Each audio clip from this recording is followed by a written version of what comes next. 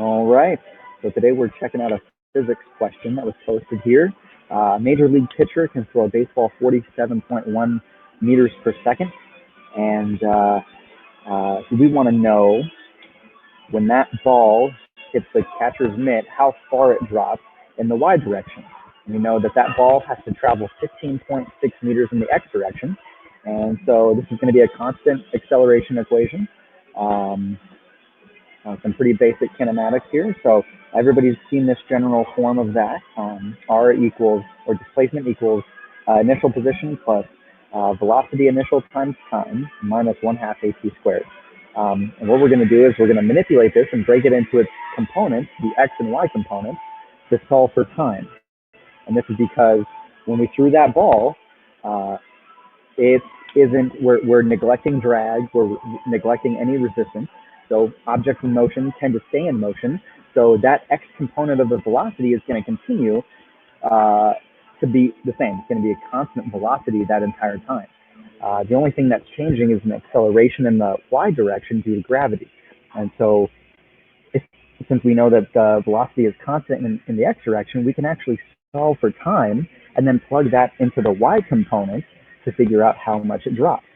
All right, so we're going to start off with our x initial is 15.6 meters, or the total distance to travel. Sorry, the x initial is 0. We're going to assume that that coordinate system begins at the pitcher.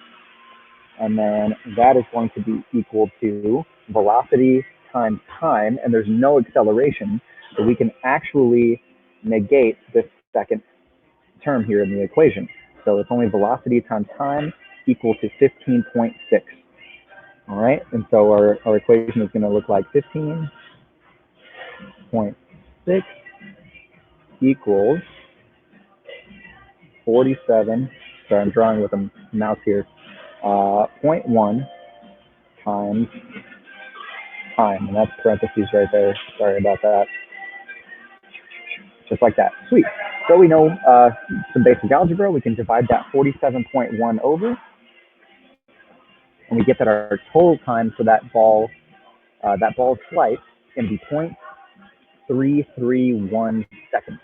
And so now we're going to use the same exact equation right here, but instead imagine that these variables are now y.